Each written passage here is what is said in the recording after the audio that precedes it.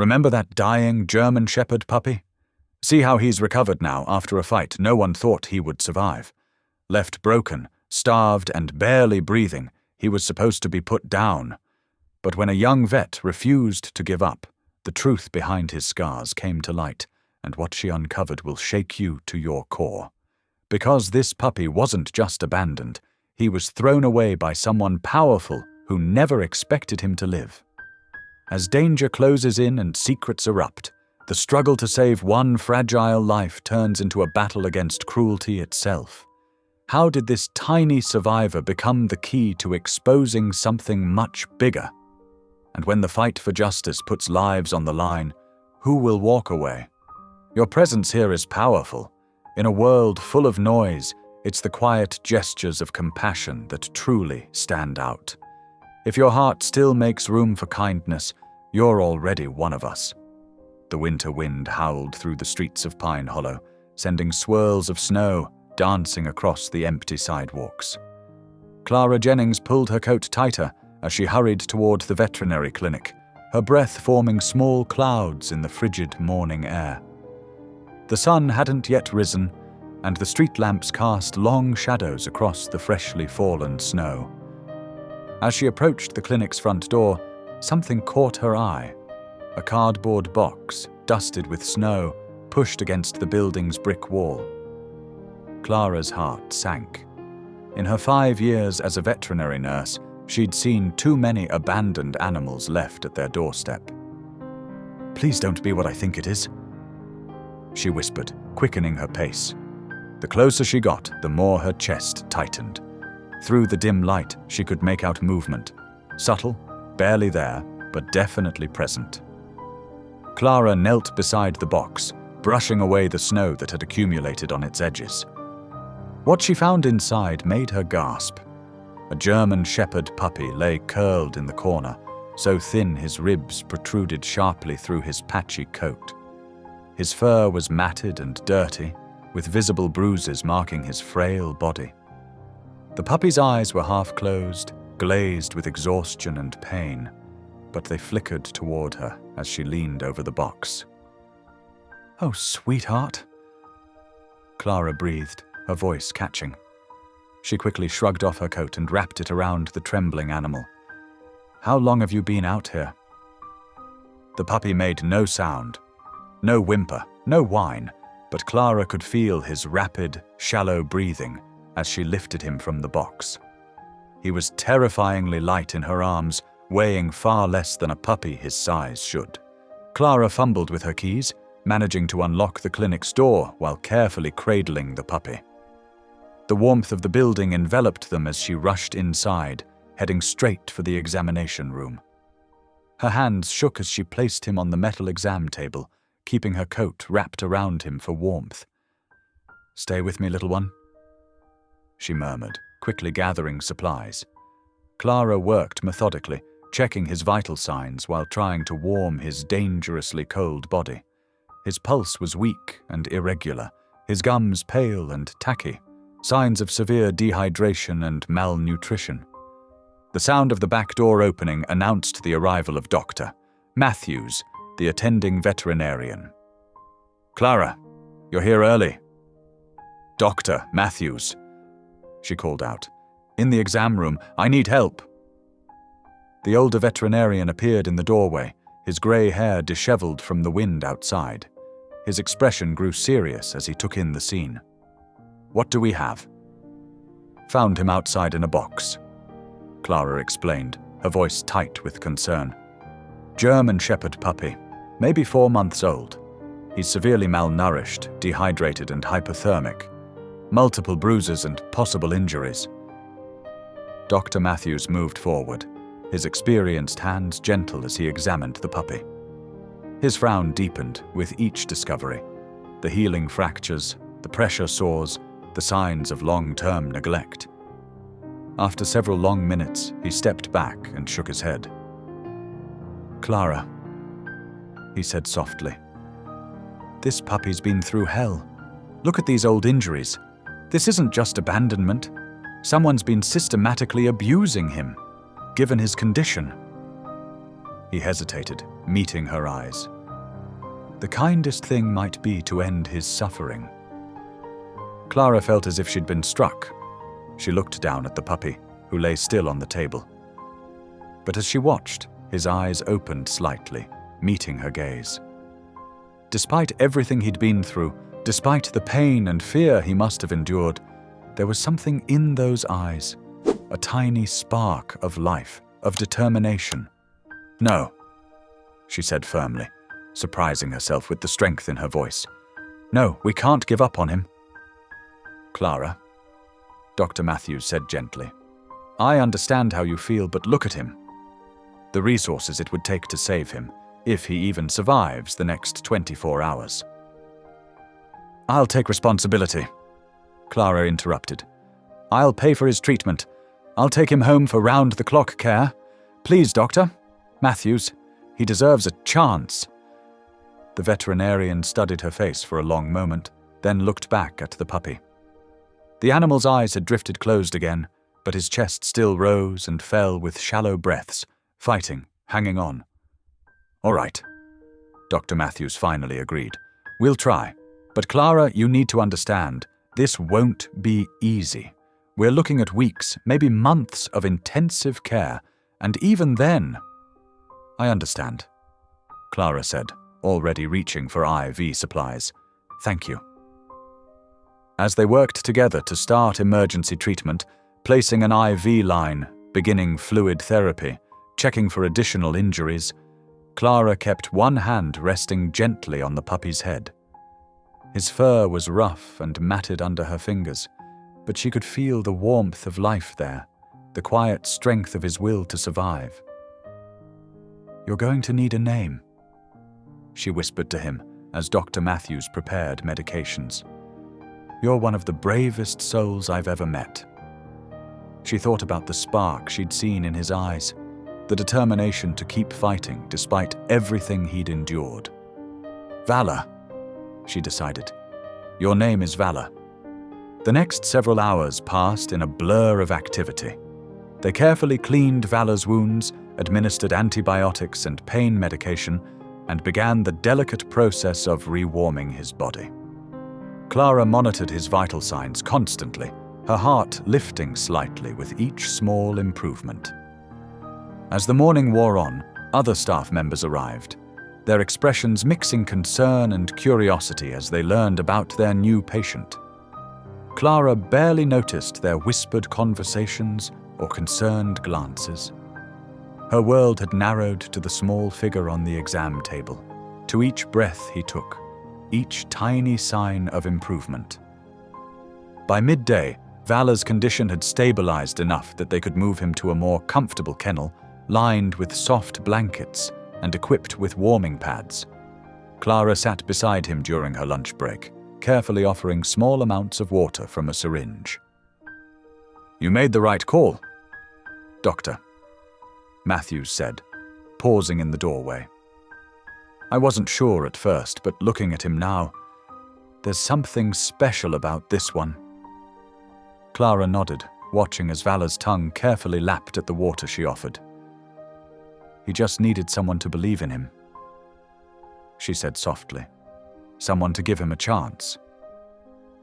The day continued, filled with other patients and responsibilities, but Clara's thoughts kept returning to Valor.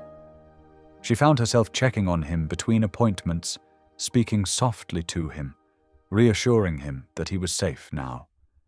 Each time she visited, his eyes would open, focusing on her with growing awareness. As evening approached and the clinic prepared to close, Clara gathered supplies to take Valor home.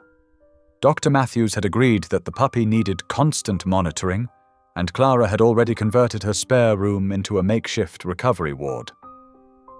"Remember what we discussed, Doctor," Matthews reminded her as she carefully lifted Valor, now wrapped in clean blankets. "Small amounts of food, frequent monitoring, and call me immediately if anything changes." "I will," Clara promised, "and thank you again for giving him a chance." Outside, the winter day had grown dark, but the wind had died down.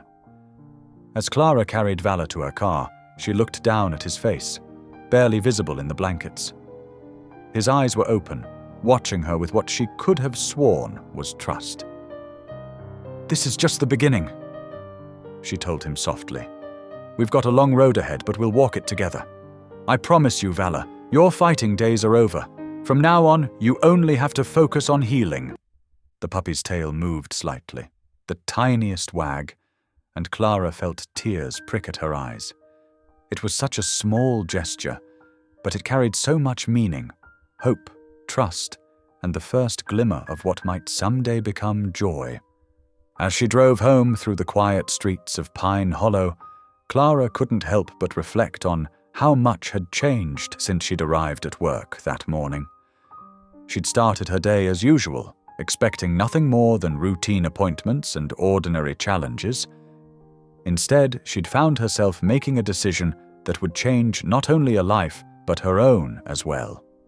The weight of responsibility settled on her shoulders, but it didn't feel heavy. Instead, it felt right, as if she'd finally found something she was meant to do.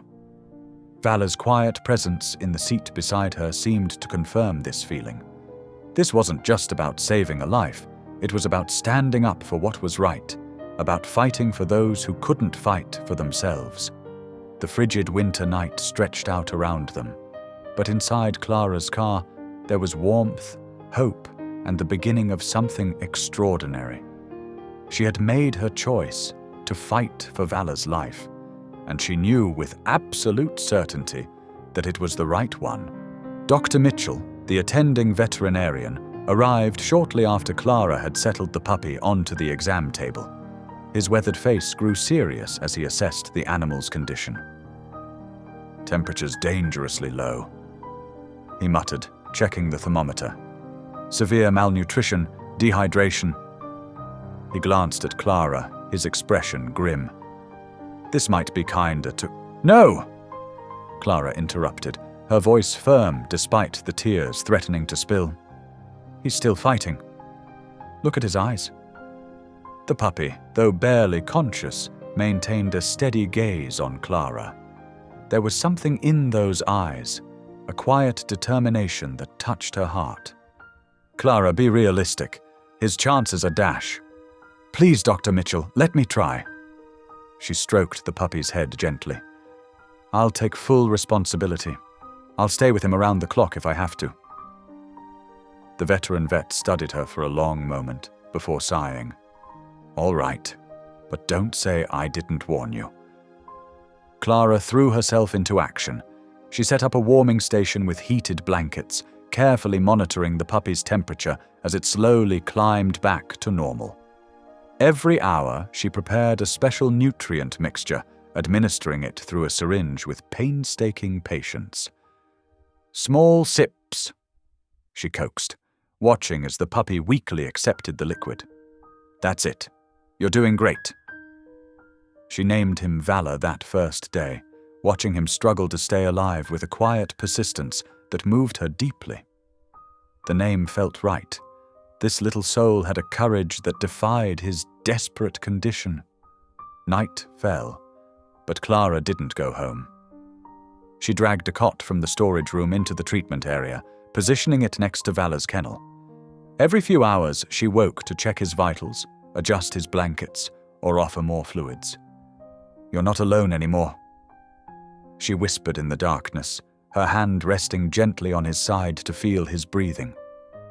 The next few days blurred together in an exhausting cycle of care and vigilance. Clara only left the clinic for quick trips home to shower and change clothes. Her mother called, worried about her absence, but Clara couldn't bring herself to leave Vala for long. Slowly, almost imperceptibly at first, Vala began to respond to the treatment. His temperature stabilized. His eyes grew more alert. He started lifting his head when Clara approached, though any sudden movement would make him flinch and cower. It was during one of his sponge baths that Clara first noticed the patterns in his injuries. As she carefully cleaned his matted fur, she uncovered more than just the random scrapes and bruises she'd initially seen. There were older wounds beneath, scars and welts that formed distinct patterns. These weren't accidents, she murmured, her throat tightening as she traced a particularly straight scar along his ribcage. The mark was too precise, too intentional. Similar marks crossed his back and legs, speaking of systematic abuse rather than misfortune. Vala whimpered as she examined a partially healed welt near his shoulder, and Clara quickly withdrew her hand. "I'm sorry, sweet boy, I won't hurt you." The realization hit her like a physical blow. Someone had done this deliberately. Someone had systematically hurt this gentle creature and then thrown him away like garbage. The thought made her stomach churn. As the days passed, more evidence emerged. Clara noticed how Vala reacted to certain gestures, cowering when anyone raised their hand too quickly, trembling at the sound of angry voices from the street outside. These weren't the reactions of a dog who'd simply been neglected or abandoned. These were learned responses, beaten into him by human cruelty. "Where did you come from?" she wondered aloud one evening, sitting beside his kennel as he tentatively ate from a bowl, the first time he'd managed solid food. "Who did this to you?" Vala paused in his eating, looking up at her, with those soulful eyes that had first captured her heart. He'd gained a little weight, though he was still desperately thin. His coat was beginning to shine in patches where the proper nutrition was taking effect. Clara started keeping detailed notes of his injuries, photographing them as she discovered them during his treatment. Something in her gut told her this documentation might be important later. This wasn't just about nursing one injured puppy back to health anymore. There was a bigger story here, one that made her increasingly uneasy. She spent hours researching his injuries online during the quiet night shifts, comparing them to cases of animal abuse. The patterns she found were disturbing. The precision of some of his wounds suggested they weren't inflicted in anger, but with purpose, though she couldn't imagine what terrible purpose that might be. "Whatever happened to you?" she promised him one night, watching him finally fall into a peaceful sleep. "It's over now. No one's going to hurt you again?" But even as she made that promise, Clara knew she couldn't just let this go. Somewhere out there, someone was responsible for Vala's condition. Someone had inflicted calculated pain on a defenseless animal and left him to die. The thought that they might be doing the same to other animals made her blood run cold.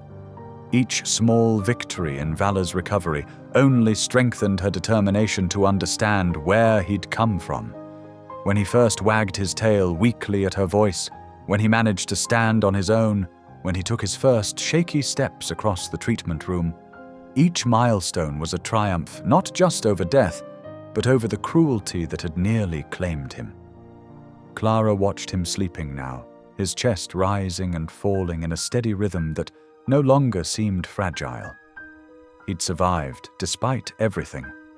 But the marks on his body told a story of deliberate abuse that she couldn't ignore. Someone needed to answer for what had been done to him, and she was determined to find out who. There were systematic welts and scars beneath Vala's fur that made Clara's stomach turn. These weren't random injuries from neglect or accident. They showed patterns of deliberate abuse. Small circular burns dotted his hindquarters. Old welts crossed his back in parallel lines. Clara documented everything with trembling hands, taking photos and making detailed notes. During her rare breaks from Vala's care, Clara began hearing whispers around Pine Hollow. At the local coffee shop, conversations would halt when she approached. At the grocery store, people gave her sidelong glances. Finally, Mary from the feed store pulled her aside one afternoon. "That German shepherd you're treating," Mary whispered, glancing around nervously. "Word is he came from Rourke's breeding operation up on Miller's Ridge." Clara's heart skipped. Everyone knew Elliot Rourke. His sprawling estate dominated the hillside overlooking town.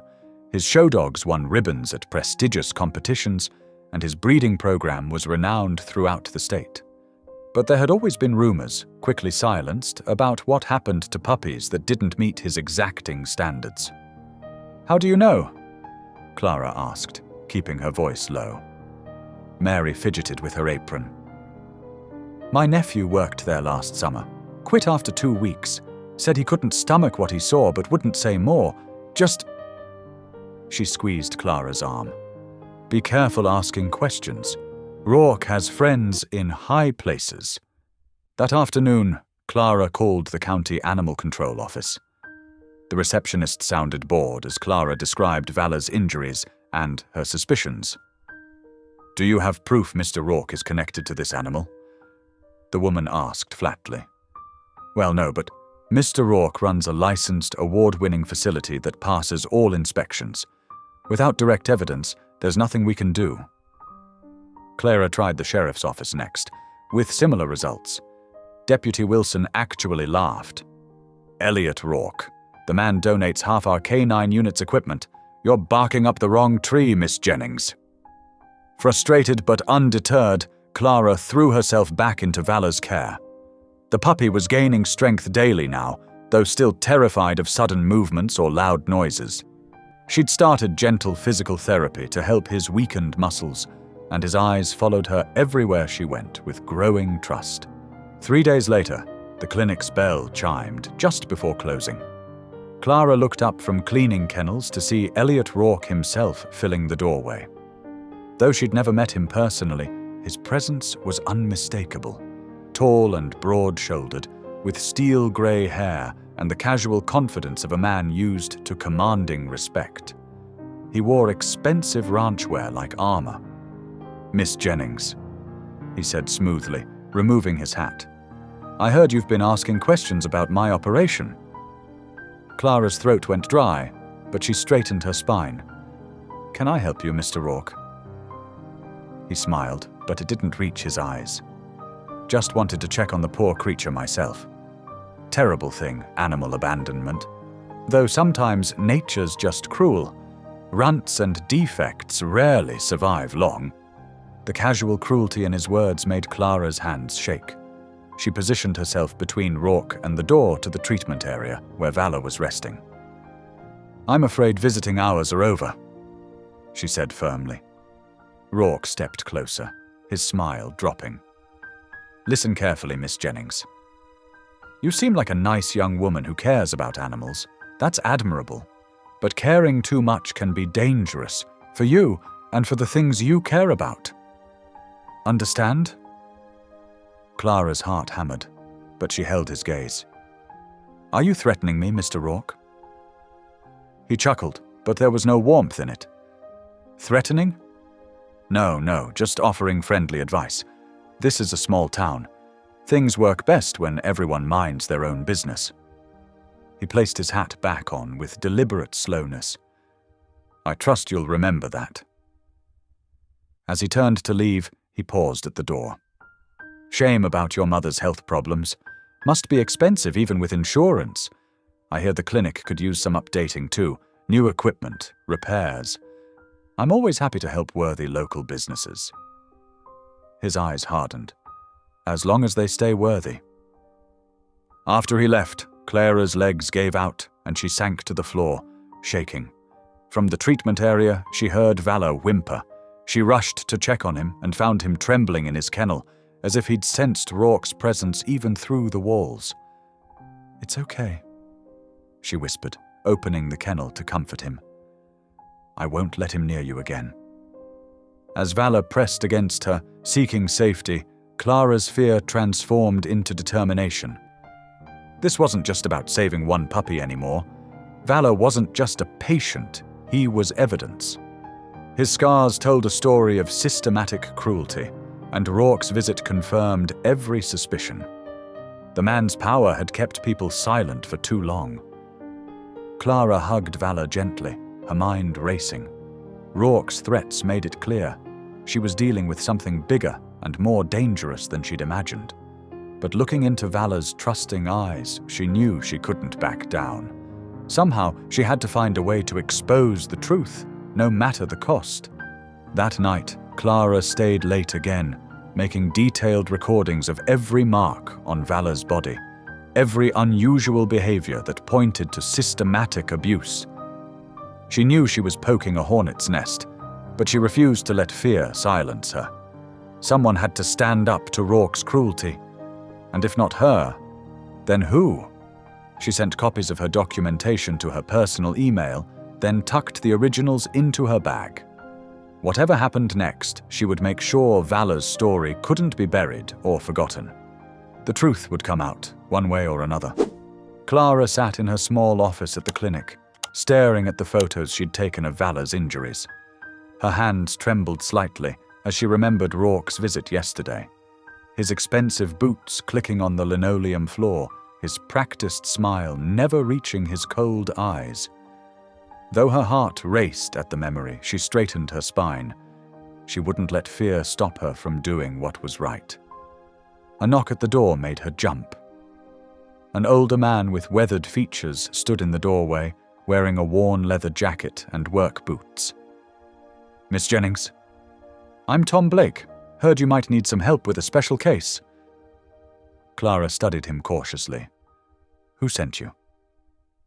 "Mary from the feed store. She's an old friend." He stepped inside, closing the door quietly. "I used to work K9 unit for 20 years before retiring. Word is you've got a shepherd who's seen some rough handling." Relief flooded through Clara. Finally, someone who might actually listen.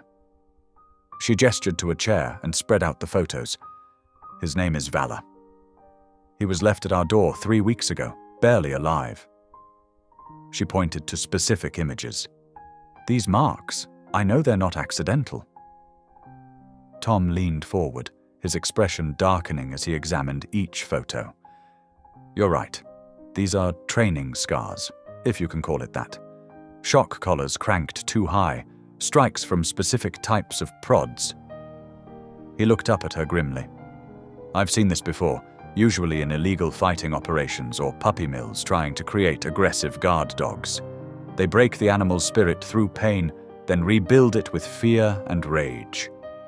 But Vala's different." Clara said softly. "Despite everything, he's still gentle, still trusting." Tom nodded. "That's probably why they dumped him. Some dogs won't turn mean no matter what you do to them. Those are usually the smartest ones, with the strongest hearts." He sat back, studying Clara. "You're going up against Elliot Rourke, aren't you?" Clara tensed. "How did you—" "Small town, and I know his methods." Tom's face hardened. "Had a case against him 5 years ago. Everything lined up. Evidence, witnesses, everything. Then suddenly the witnesses disappeared, evidence went missing, and I was forced into early retirement after some convenient complaints were filed." "That's horrible," Clara whispered. "That's Rourke." Tom leaned forward. "He's got half the county in his pocket, and he's not afraid to play dirty. But if you're serious about taking him on, I'll help. That dog deserves justice, and so do all the others we couldn't save."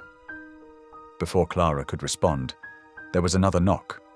A teenage girl with auburn hair tucked under a baseball cap peeked in. "Sorry to interrupt," she said. "I'm Leah. I volunteer at the shelter down the street. She glanced nervously at Tom, then squared her shoulders. "I heard you're investigating Rourke's breeding operation." Clara exchanged looks with Tom. "Come in and close the door." Leah slipped inside, perching on the edge of a chair. "My brother Marcus worked for Rourke last year. He was supposed to just clean kennels and help with basic care. But he started seeing things. Bad things. He called me one night, really upset, said he was going to gather proof and go to the authorities." Her voice cracked. "That was 8 months ago. Nobody's seen him since." Clara's heart ached at the pain in the girl's eyes. "The police?" "Said he probably just took off. Rourke claimed Marcus quit without notice." Leah's hands clenched in her lap. "But my brother wouldn't do that. He wouldn't just leave without a word. I know something happened to him." Tom's expression was grim. "Sounds familiar. You're not the first person to have family disappear after crossing Rourke. I want to help, Leah said firmly. I know the layout of his property. Marcus showed me once. I know which employees might talk, and I volunteer at enough places around town to hear things without seeming suspicious. Clara hesitated. It could be dangerous. I don't care, Leah replied. My brother tried to do the right thing, and now he's gone. I need to finish what he started. Tom nodded slowly. Having someone who knows the inside layout could be crucial, and young ears often hear things old folks miss. Clara looked between them, the retired officer with his years of experience, the determined teenager with insider knowledge, and thought of Valor in his kennel, slowly learning to trust again. She took a deep breath. Okay, but we have to be smart about this. Careful. Document everything and keep copies in multiple safe places. She pulled out a fresh notebook. Let's start by mapping out everything we know. For the next 2 hours, they pieced together their knowledge. Tom drew on his law enforcement experience to create a systematic investigation plan. Leah sketched a rough layout of Rourke's property, marking potential blind spots in security. Clara contributed her medical documentation and timeline of Valor's injuries. We'll need more evidence, Tom said finally. Photos, testimonies, financial records showing suspicious patterns, and we'll need to take it higher than local authorities. State level, at least. I can ask around at the other shelters, Leah offered.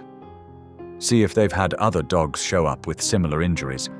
Maybe track where Rourke's puppies end up. And I can reach out to other vet clinics, Clara added. Carefully, of course. See if anyone else has treated dogs with these kinds of training scars. Tom nodded approvingly. Good thinking. We'll build our case slowly, carefully, document everything, and watch our backs. He gave them both serious looks. Rourke's already shown he's willing to threaten Clara. We need to assume he's watching and take precautions. They worked out a system of communication using burner phones and dead drops, ways to share information without being obvious about their meetings. Clara felt a weight lift from her shoulders. She was no longer facing this alone. As if sensing her thoughts, a soft whine came from the kennel area. That's Valor, she said, standing. Time for his afternoon therapy. They followed her to Valor's kennel. The shepherd's ears perked up at their approach, his tail giving a tentative wag. Though still thin, his coat was starting to shine again, and his eyes were bright and alert. Hey, handsome, Tom said softly, crouching by the kennel door. He held out his hand, letting Valor sniff it. You've got quite a spirit in you, don't you? Valor leaned forward to lick his fingers, making Tom smile. Strong, smart, and gentle. You could have been an amazing service dog with the right training. He looked up at Clara. Mind if I work with him sometimes? My canine experience might help with his rehabilitation. That would be wonderful, Clara said warmly. She opened the kennel, and Valor immediately pressed against her legs, seeking reassurance. Leah watched them with soft eyes. He really trusts you. Trust is earned, Clara replied, scratching Valor's ears. Just like justice. She straightened, looking at her new allies with determination. We'll get evidence of what Rourke's doing, and we'll make sure it stops. Tom and Leah nodded firmly. Together, they would build a case that not even Rourke's money and influence could bury. It wouldn't be easy, and it wouldn't be safe, but with Valor as their inspiration and justice as their goal, they were ready to take on the challenge.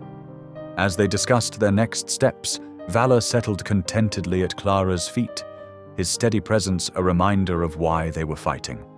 Sometimes the biggest acts of courage started with saving just one life, then growing into something much larger.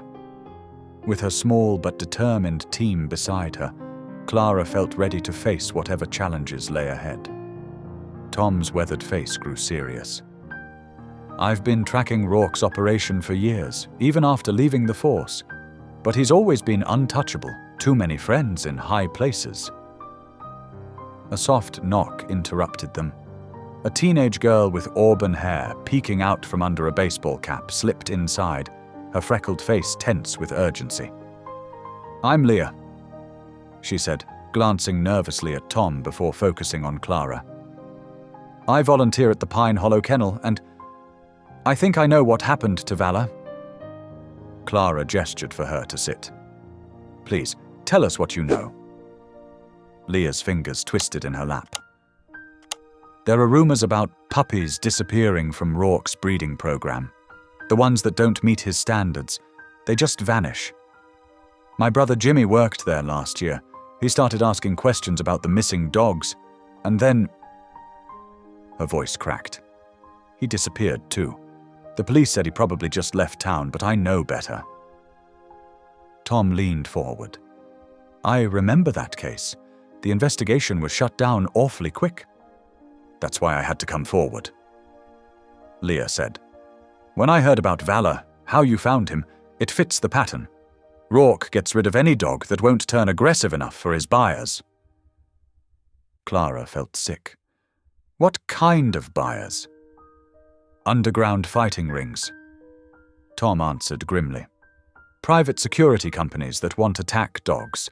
Even foreign military contracts. The gentle ones like Vala are considered waste product." Over the next few weeks, they built their case carefully. Leah tracked shipping manifests and kennel records, while Tom used his old contacts to trace where Rourke's dogs ended up. Clara documented Vala's injuries, creating detailed medical records that proved systematic abuse. One rainy evening, they made their breakthrough. Leah discovered abandoned training facilities on the outskirts of Rourke's property. Concrete buildings hidden behind overgrown brush. The trio waited until dark before investigating. "We shouldn't be here," Clara whispered, her flashlight beam revealing rows of empty cages. "Look at these," Tom said, examining thick leather collars studded with metal contacts. "Modified shock collars, cranked way past legal limits. This is torture equipment." Leah called them over to a filing cabinet. "Training logs. They recorded everything. Which dogs responded to conditioning, which ones were culled." Her hands shook as she paged through the documents. "Jimmy's handwriting. These are his notes. He was gathering evidence." A sudden crunch of gravel outside froze them in place. Headlights swept across the windows. "Out the back," Tom hissed. "Now!" They barely made it to their cars before Rourke's security patrol arrived. Clara's heart pounded the whole drive home, but they had what they needed. Proof of systematic cruelty. The victory was short-lived. The next morning, Clara woke to find her front door kicked in. Her house had been ransacked, drawers dumped out, computer missing. But worst of all was the message spray-painted across her living room wall. "Back off or the dog dies!" She raced to check on Vala in his kennel out back. He was there, pressing against the fence anxiously. Clara let out a shaky breath and pulled out her phone to call Tom. That night, she couldn't sleep. Every sound made her jump. Around 2 a.m, Vala's barking jolted her fully awake. She heard the scrape of boots on her back porch. Clara grabbed the baseball bat she'd started keeping beside her bed and crept downstairs. Through the kitchen window, she saw 2 men in dark clothes trying to break into Vala's kennel. The larger one had bolt cutters. Without thinking, she burst through the back door. "Get away from him!" The men spun around. One lunged for her. Clara swung the bat hard, catching him in the shoulder. He stumbled back with a curse. The second man grabbed for her, but Vala's furious barking distracted him just long enough for Clara to dodge. She struck out again with the bat, connecting solidly. A car engine roared to life nearby, their getaway vehicle. The men retreated, one limping heavily. "This isn't over," the larger one shouted as they fled. Clara's legs gave out. She sank to the ground, shaking violently as Vala whined and pressed against his fence. She fumbled for her phone with trembling fingers, dialing Tom's number. His voice was sharp with concern. "Clara? What happened?" "They came for Valor," she managed. "They tried to take him. Tom, I can't keep him safe alone." "I'm on my way," he said. "Don't move. Call the police. Make them take a report this time. We're not backing down now." Clara ended the call and hugged her knees to her chest, listening to Valor's reassuring presence just feet away. She knew Rourke would only escalate from here. But looking at the brave dog who'd survived so much already, she found her resolve hardening. They would expose the truth, no matter the cost. Valor deserved justice, and so did all the other dogs who hadn't been lucky enough to escape. Clara's hands wouldn't stop shaking. Even with Tom's solid presence beside her on the porch steps, the night's terror clung to her like a cold shroud. Valor pressed against her leg, his warmth offering silent comfort as dawn slowly brightened the eastern sky. "You did good," Tom said quietly, his weathered face etched with concern. "Most people would have frozen up. You fought back." "I didn't think," Clara admitted, wrapping her arms around herself. "I just heard them at his kennel and reacted." She glanced at the bat lying nearby, still finding it hard to believe she'd actually used it. The local police had come and gone, taking a perfunctory report that Clara knew would lead nowhere, just like all their previous complaints about Rourke. The responding officers had seemed more interested in suggesting she'd imagined the whole thing than in collecting evidence. Tom pulled out a thick manila envelope from his jacket. "Maybe this will help explain why they're so desperate to silence us." He spread photos and documents across the porch steps. "Remember those shipping manifests Leah found? I had an old buddy in customs take a look." Clara leaned forward, squinting at the paperwork in the growing light. "These are export licenses for police dogs?" "Supposed to be." Tom's voice was grim. "But look at the destinations. Private security firms in countries with trade restrictions, mercenary groups, places where a trained attack dog can sell for $50,000 or more. No questions asked about papers or training methods." "But Rourke's facility is licensed," Clara protested. "He supplies dogs to legitimate law enforcement." "That's his cover. The legitimate business lets him breed and train without scrutiny. But the real money..." Tom tapped one of the documents. "It's in selling dogs trained for maximum aggression to buyers who don't care about regulations or humane treatment. Dogs like Valor who won't turn vicious enough get discarded, or worse." Clara felt sick. She'd known Rourke was cruel, but this was beyond anything she'd imagined. "How many dogs?" "Based on these numbers, hundreds per year. It's a multi-million-dollar operation." Tom gathered the papers back into the envelope. "And it explains why local law enforcement won't touch him. There's too much money flowing, too many palms being greased." Valor whined softly, pressing closer to Clara. She stroked his head, noting how far he'd come from the broken creature she'd found at the clinic. His coat was filling in nicely now, muscles developing under proper care. But the scars remained, physical evidence of the brutality he'd escaped.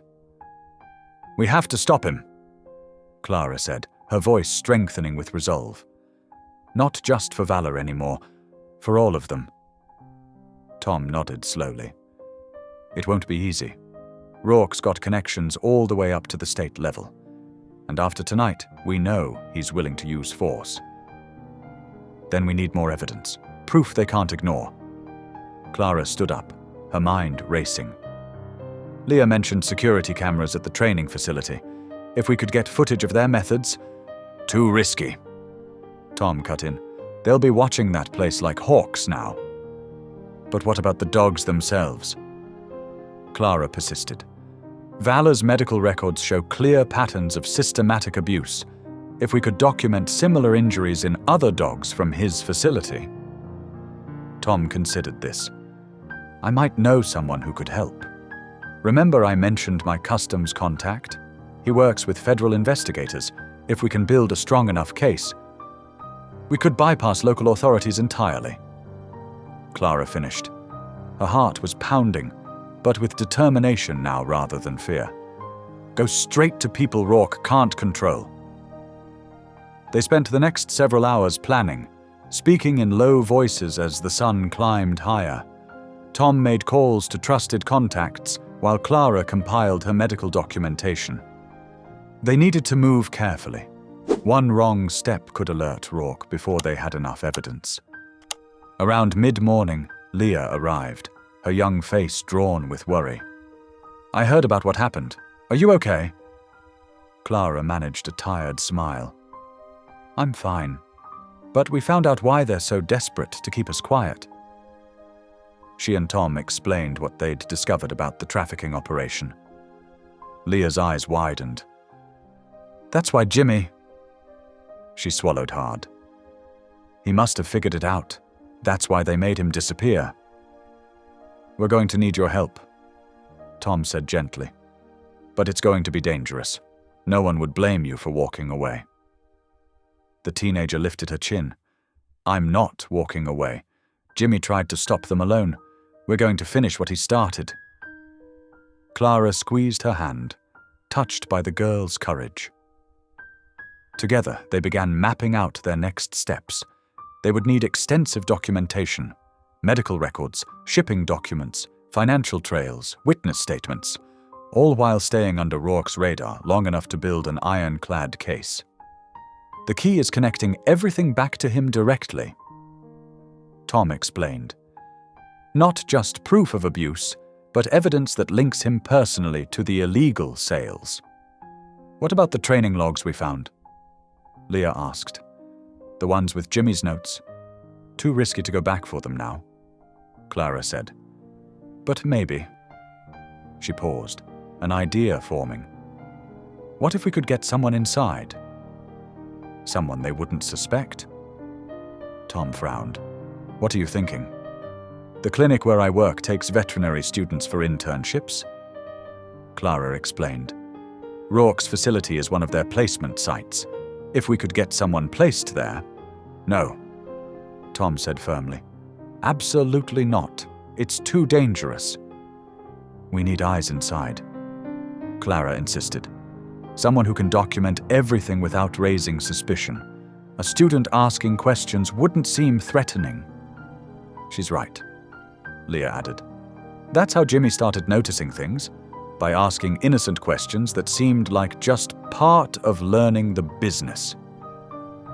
Tom still looked troubled, but Clara could see him considering it. It would take time to arrange, and we'd need someone we could trust completely. I might know someone, Clara said. A former colleague who's in vet school now. She's passionate about animal welfare, and she knows how to be discreet. They spent the next hour working out the details. It would take careful coordination and patience. Rushing would only put them all at risk. But for the first time since finding Vala, Clara felt like they had a real chance at exposing the truth. As if sensing her thoughts, Vala pressed his head against her knee. Clara scratched behind his ears, remembering that first morning at the clinic when she'd refused to give up on him. She hadn't known then that saving one dog would lead her into a fight against something so much bigger. We should all be careful going forward, Tom warned as they prepared to break up their meeting. Vary our routines, watch for tails. Don't discuss any of this over the phone or email. Clara nodded. Her earlier fear transformed into steely determination. Rourke's attempt to terrorize her had backfired. Instead of backing down, she was more committed than ever to bringing his operation down. We're going to need a secure place to meet, she said. Somewhere they won't think to look. I know a few spots, Tom assured her. And I'll make arrangements for someone to keep an eye on your place at night. You shouldn't be alone here anymore. Clara looked down at Vala, who gazed back at her with complete trust. I'm not alone, she said softly. But thank you. As Leah and Tom departed, Clara felt a profound shift in her understanding of what they were facing. This wasn't just about saving one dog anymore. It was about confronting a system of cruelty that had operated in the shadows for too long. The path ahead would be dangerous, but she knew with absolute certainty that it was the right one. She knelt beside Vala, touching the scars that had first raised her suspicions. "We're going to make sure what happened to you never happens to another dog," she promised quietly. "No matter what it takes." Clara spread the documents across her kitchen table, carefully organizing each piece of evidence they'd gathered. Medical records, photographs of injuries, and handwritten testimonies from former employees created a damning picture of Rourke's operation. Vala lay at her feet, his steady presence giving her strength as she worked late into the night. "We need to be thorough," Tom said, reviewing a stack of financial documents. His weathered face was creased with concentration. "Federal investigators won't move unless we give them something concrete." Leah sat cross-legged on the floor, sorting through photographs she'd taken of shipping containers behind Rourke's facility. "Look at these dates," she said, pointing to timestamps. "They match perfectly with the export records Tom found." Clara felt a surge of hope. After weeks of careful documentation, their case was coming together. She'd used her veterinary connections to gather medical histories of other dogs from Rourke's breeding program, all showing the same patterns of abuse they'd seen in Vala. "My contact at Customs is ready to move," Tom announced, hanging up his phone. "Says the evidence is compelling enough to warrant a federal investigation." "Really?" Clara's heart leaped. "When?" "They're putting together a task force. Could be days, maybe a week." Tom's expression turned serious. "But we need to be extra careful now. Rourke's bound to notice federal agents sniffing around." Clara nodded, but couldn't suppress her excitement. After months of fear and frustration, justice finally seemed within reach. She looked down at Vala, who had grown strong and healthy under her care. "We're going to make sure no other dog goes through what you did," she promised softly. But their triumph was short-lived. The next afternoon, Leah burst into the clinic, her face pale and frightened. "They followed me," she gasped. "Two of Rourke's men cornered me behind the library." Clara rushed to the teenager's side. "Are you hurt?" Leah shook her head, but her hands were trembling. "They said they know what we're doing, that if we don't back off, they'll make sure I disappear just like Jimmy did." Her voice cracked. "They described exactly how they'd do it." Anger surged through Clara. "We need to call the police. They're watching my house." Leah continued. "I saw them. They're not even trying to hide anymore." Before Clara could respond, her phone rang. It was Tom's number, but when she answered, it was a nurse from the emergency room. Tom had been attacked in the parking lot of his apartment complex, 3 broken ribs and a concussion. Clara's world started spinning. She drove Leah to the hospital, Vala in the back seat, because she didn't dare leave him alone. They found Tom in a hospital bed, his face bruised but his spirit unbroken. "Should have seen the other guys." He tried to joke, then winced. "They were waiting for me. Professional hit, meant to send a message." "We need to stop," Leah whispered. "They're going to kill us." But Clara's fear was hardening into something else, a cold, implacable anger. "Number, that's exactly what they want. If we back down now, they'll never stop." She left the hospital that evening with Leah, who would stay at her house until they could figure out somewhere safer. But as they pulled into Clara's driveway, she immediately sensed something was wrong. The front door was slightly ajar. "Stay in the car," she ordered Leah, but Vala was already out, hackles raised and growling. Clara approached cautiously, her phone ready to dial 911. The attack came from behind. A hand grabbed her hair, another clamped over her mouth. Clara fought back with everything she had, driving her elbow backward, hearing a grunt of pain. She could hear Leah screaming, Vala barking furiously. The attacker was strong, but Clara's fury made her stronger. She broke free, spinning to face her assailant, one of Rourke's men. She recognized him from the breeding facility. He lunged for her again, but Vala was there, teeth bared, putting himself between Clara and danger. The man backed away, but his smile was cruel. "Final warning," he spat. "Back off, or next time we won't be so gentle." After he fled, Clara found her house ransacked. Every piece of evidence they'd gathered was gone. Documents, photos, all of it. Months of careful work, destroyed in minutes. She sank to the floor, shaking with delayed shock and rage. Leah knelt beside her, tears streaming down her face. Vala pressed against them both, offering comfort even as his watchful eyes stayed fixed on the door. "They took everything," Clara whispered. "Not everything," Leah said suddenly. She pulled a USB drive from her pocket. "I made copies, digital backups of all the important stuff. I kept them separate, just in case." Clara stared at the tiny device that held their hope for justice. Despite everything, the threats, the violence, the fear, they still had a chance. But the price of pursuing that chance had just become terrifyingly clear. She looked at Leah's bruised face, thought of Tom in his hospital bed, felt the lingering grip of her attacker's hands. For the first time, she wondered if she had the right to keep putting everyone at risk. Vala pressed closer, and she buried her face in his fur, trying to find strength in his unwavering trust.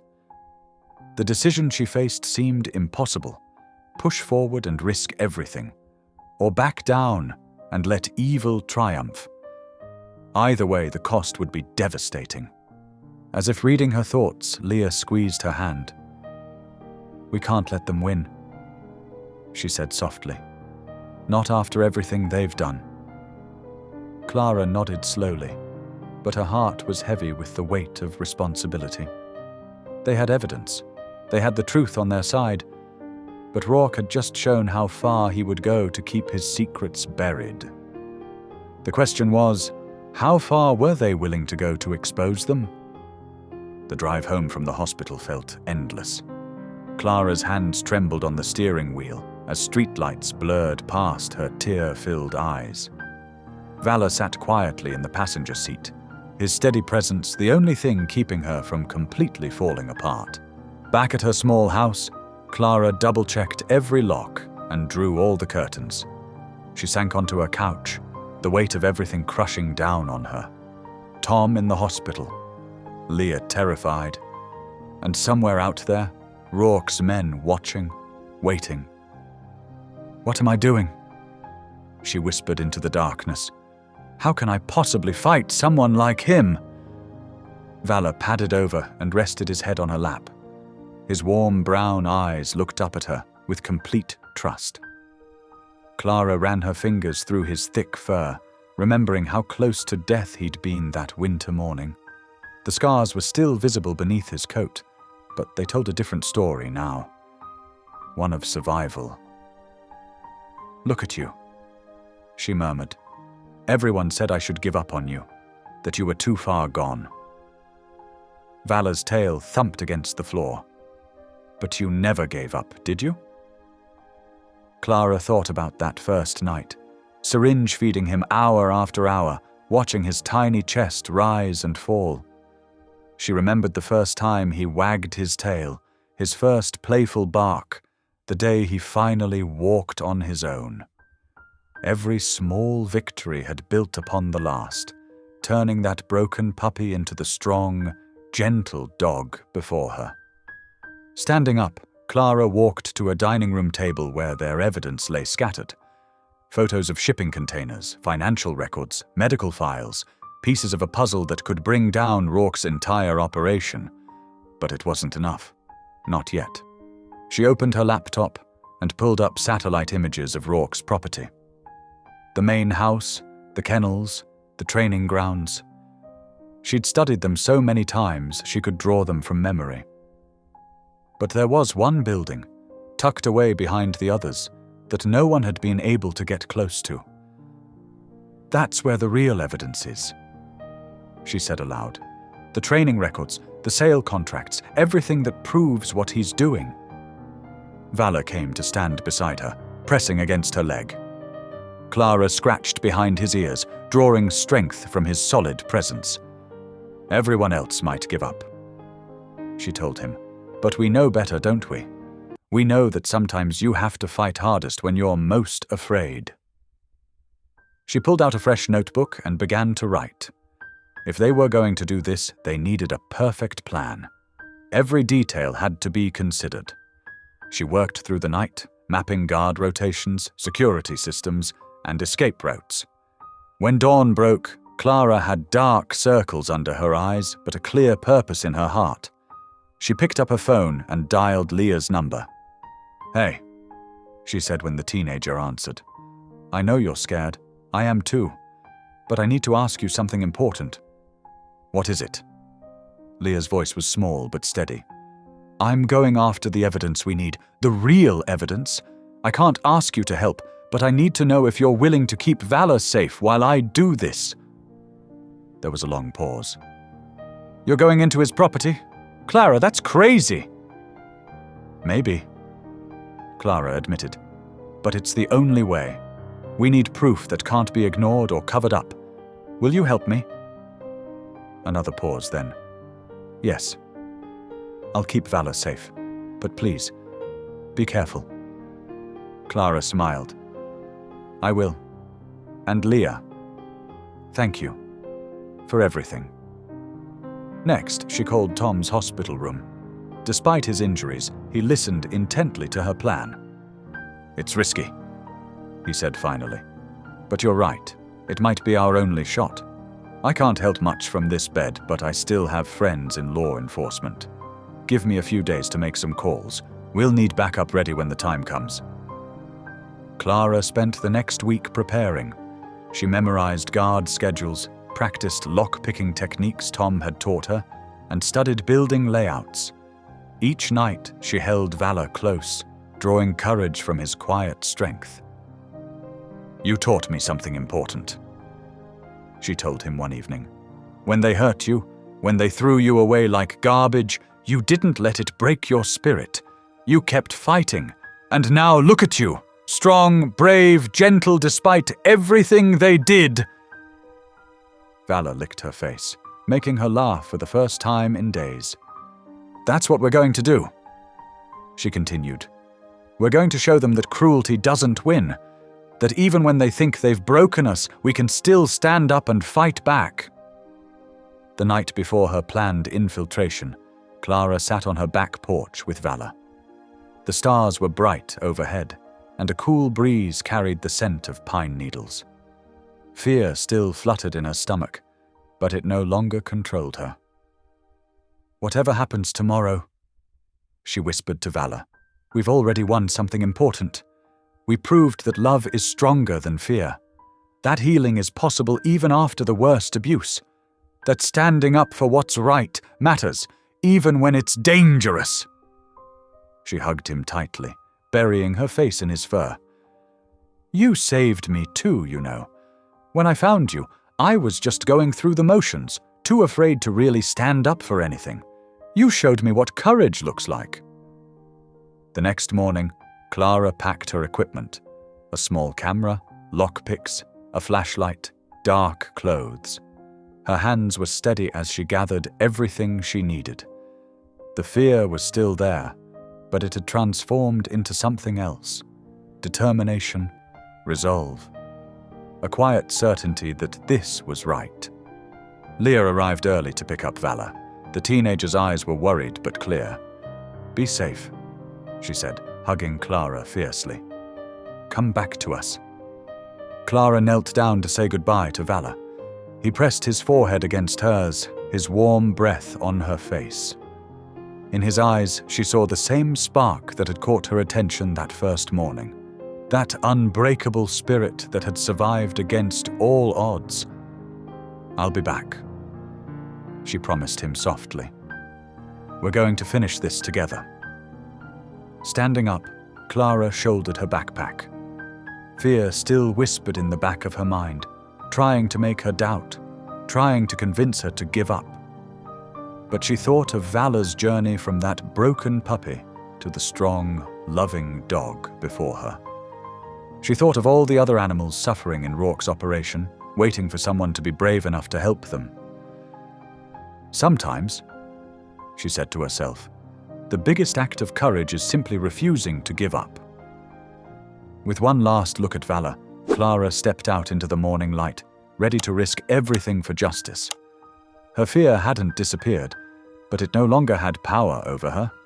She had found something stronger, the quiet, unshakable certainty that doing what was right mattered more than being afraid. Heart pounding, Clara crouched behind the weathered barn alongside Tom and Leah. The moon cast long shadows across Rourke's sprawling compound. Despite his injuries, Tom had insisted on coming, his experience too valuable to leave behind. "Remember the plan," Tom whispered. "We get in, document everything, and wait for my signal before the feds move in." Clara nodded, her camera ready. Leah, despite her youth, showed remarkable composure as she worked on the lock. The door clicked open softly. Inside, the horror they'd suspected became reality. Rows of cages lined the walls, filled with German shepherds in various states of distress. Clara's hands shook as she photographed everything: the brutal training equipment, the medical supplies used to patch up injured animals, detailed shipping manifests. "Over here," Leah called softly, discovering a hidden office. Inside, they found ledgers documenting every sale, every overseas buyer, every discarded animal, including Valor. Suddenly, shouts erupted outside. Through the window they saw federal agents swarming the property, but Rourke had been prepared. Smoke began billowing from multiple points around the barn. "He's burning the evidence!" Tom yelled. "We need to get out!" The fire spread with terrifying speed. Clara clutched the ledgers, but couldn't leave the dogs. As Tom and Leah began releasing animals, Clara fought through the thickening smoke, unlocking cages as fast as she could. A support beam crashed nearby, sending sparks everywhere. The heat became unbearable. Through the chaos, Clara heard Tom shouting for her to get out, but one last cage remained.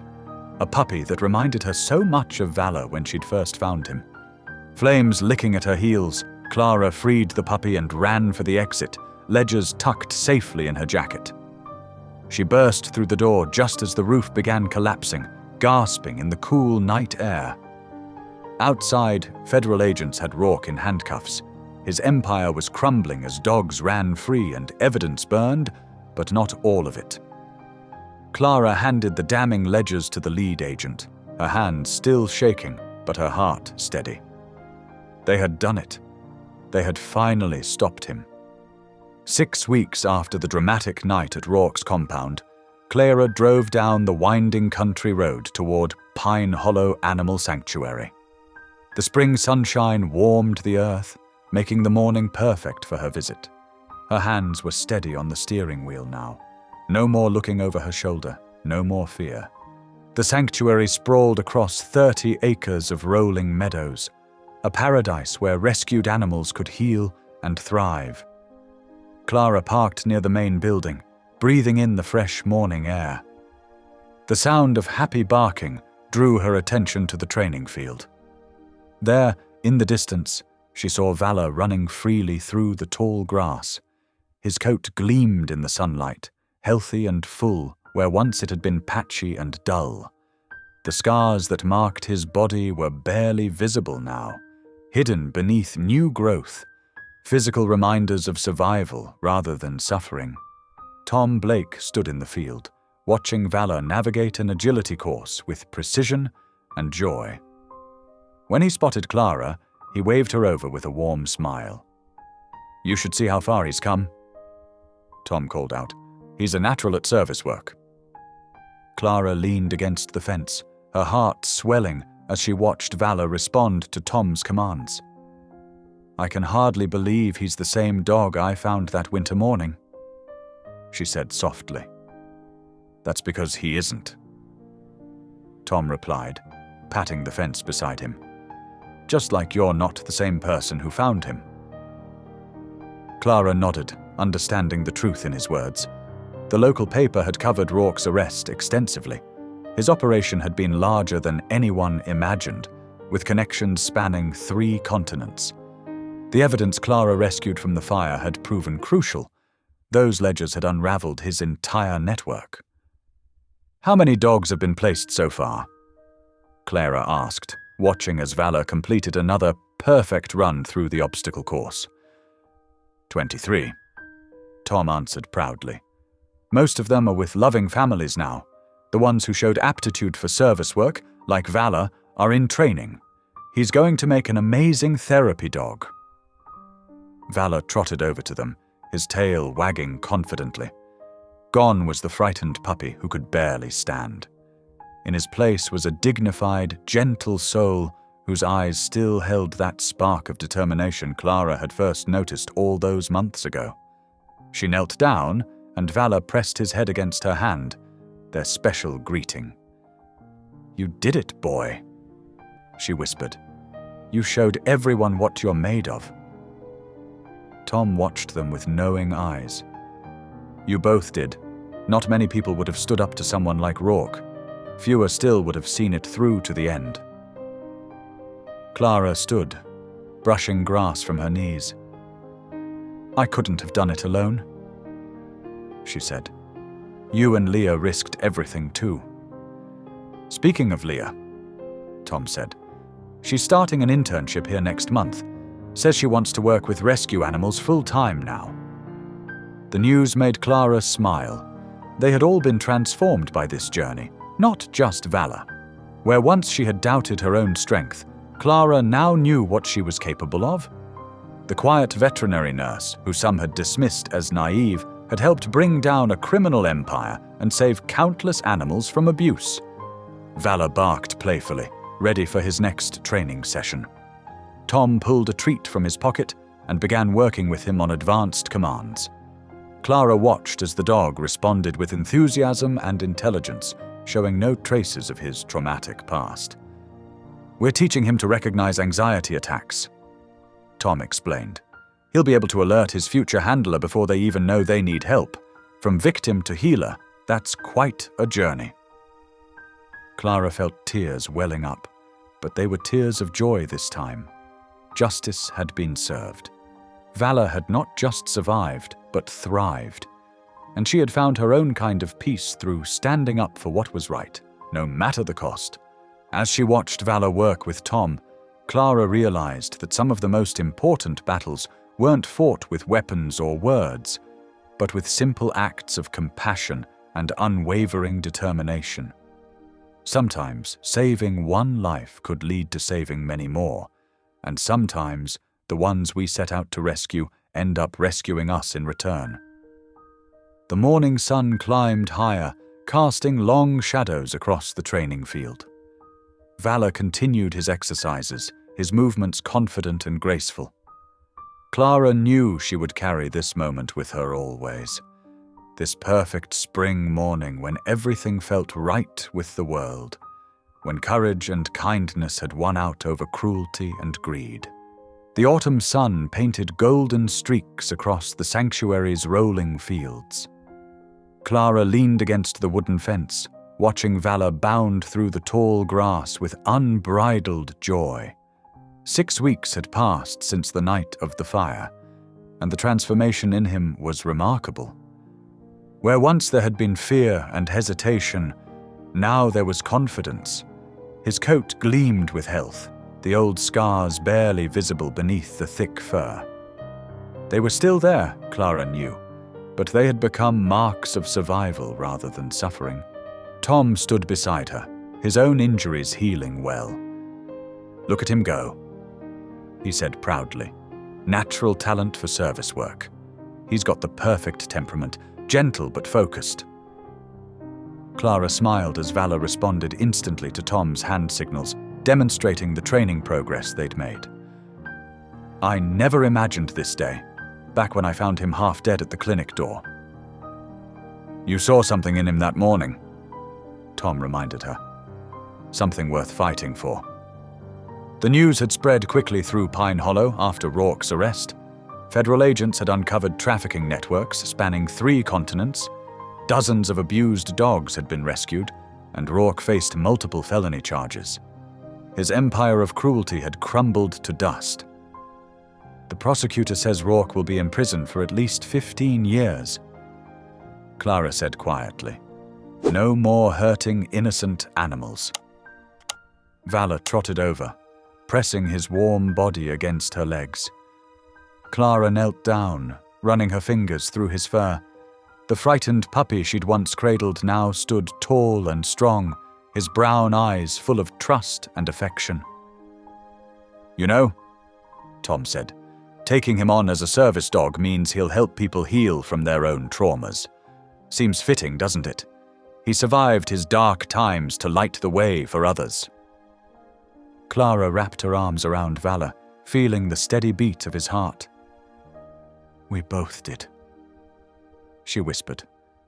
The journey had changed them both, a scared puppy becoming a dignified protector, and a quiet vet nurse finding her own fierce courage.